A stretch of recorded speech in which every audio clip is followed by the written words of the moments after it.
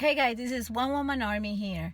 And while I am waiting for one of my children to come from a birthday party while it's raining and I'm here in the car, I decided to go ahead and do a small video. Lately I've been asked a lot, when did One Woman Army started and why One Woman Army? One Woman Army officially started last year, and it all started because I was wearing camouflage pants with my children, and I had somebody take a picture, and I say, "Hey, come here! Can you please take a picture of this One Woman Army with her troop?" And the idea of One Woman Army came to my head as something that wow, I've been thinking about this business, and I think I already got the name that I've been looking for. So that's how it started, the name One Woman Army. But in reality, the meaning behind it and what it entails started, I would say, back in 1993. When I arrived to the United States, I was already an attorney in my country. I'm Dominican, and I came here to do my master's in law, and also I was working to become an attorney in the United States, and I was lucky enough to find a job with an attorney who specialized in real estate and divorce. But because I already had my full time during the day at a corporation, I came and helped him at night. When I was there in the office with him from like 6 to 10, 11 p.m. On my second shift for the day, being very driven and determined to become an attorney and to have a future here. So every day he scheduled his divorce attorneys for the afternoon so that I could support him. And since I was not an attorney in the United States yet, I was his assistant, his legal assistant. And one of the things I did was just take notes of all of the things that people had to say when they came to the meetings about what they wanted, the kids, the divorce, the issues. And I just like write in the notepad, and then I would just like translate it, type it in a typing machine, and make sure that we had all of the information to then prepare the final documents for the divorce. And one thing I noticed, people start talking, and I was writing, and I would say that without a miss, at some point in the conversation, the client said, "All I want is to be happy." That was in 93. And me, silly, I just wrote everything. It was not the days of the iPhone, so we didn't have ways to capture things so fast.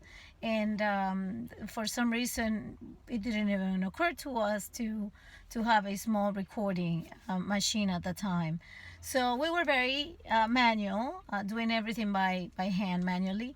And I would write it, and it would happen again, and that client came out, and another one came in. And at some point in the conversation, this person said in one tone or another, "All I want is to be happy. All I want is to be happy." And one day I just looked back at all of the different files, and I started like pulling them out, and I say, "Wait a minute, I've heard this before." And before I knew, I realized that most people that go to an attorney for a divorce, I would say 99.9% of our files had the words "all I want is to be happy" at some point of the conversation. And I wrote it down. I took the note manually, and handwritten every time. I was really young. I had just arrived in the United States, and I came with my law degree, several languages, and I went on to pursue here my master's. I passed the New York bar. I studied very hard. I was working as an attorney, and I remember that the day that I had everything, done and finished in the law, what seemed to be like my basis to be a good attorney, I asked myself, what is it that I have not learned in law school? What is it that I have not learned in all of my academic years in high school and school? What is it that I haven't learned in any language school that I went to? And that phrase that I wrote so many times in so many people's files just like pop up to my head. And I saw it clearly. It was, all I want is to be happy. And I say, how do I know how to be happy? Nobody have told me. I guess it has been almost like an assumption that you know what is it that is required to be happy. And that sent me out on a quest of personal development. And when I started to study, I had I was by myself, living by myself. I was single, having a very nice life and a very nice income, six-figure then. And I was not even 30 years old. I was in my early mid 20s. And that is because I graduated from law school the first time around when I was 21. So I was really young when I arrived here with a couple of years of experience in the Dominican Republic, and I realized that in all of my life, I have not received one instruction whatsoever on how to be happy. And that sent me in a quest to finding my own personal development. And I couldn't get enough. I just became obsessed with learning about myself, about my emotions, about happiness, about joy, about strength, about mental strength, about emotional hygiene, about emotional fitness. And I started to absorb it. It became I would say my other full time besides law. And I went on to train with Tony Robbins. I flew and traveled to be in the presence of Deepak Chopra and learn directly from him. Louis Hay, Wayne Dyer, Marianne Williamson, Ian Lavansan, and the list goes on and on. Carolyn Miss. I mean, the list goes on and on. Whenever I saw an opportunity to learn something, I went ahead and just like make the impossible to be there, and I absorbed it. I was a pretty good student, that I knew, and I had learned the habit of reading a lot, and the habit of thinking, of discerning, of critical thinking. And I applied all that for my own. I became a Reiki master, and I didn't know that I was going to use it for anything other than my own curiosity and my own obsession and finding an answer to happiness. And in the process, I started to meld and to blend all of the knowledge from one teacher. I learned the power of having a clarity, and to learn how to set up your outcomes. From another one, I learned the discipline of the mind and how to use the power of the mind. From another one, I learned vibration and how to rendezvous and how to use to your advantage the law of attraction. From some other, it was intuition. I learned everything that had to do with my intuition, with getting in touch with my higher self, and just seeing the world. I started to see the world in a coherent way. All of a sudden, I didn't feel apart. I felt that everything was really interconnected. And that everything in my life made sense, the good and the bad, the night and the day, the cold and the hot. And I started to absorb it all, and I made it part of who I am. And that became the person that I was becoming, this new person. I felt balanced because I had the intellectual part, but I had this part that it was deeper, that meant a lot more to me, and that in many more ways allowed me to get farther even here. It balanced me, and it let me advance in amazing ways. And by the time I was 30 years old, I had accomplished amazing goals. And they are not necessarily our financial, even though the financials were I got pretty good finances under control at that point. I had a lot of things that I was able to accumulate or attract to myself. But it was more than that. It was just like the experiences, the coincidences, how my life was just like a dance with the universe, and how everything was coming to me, I would say,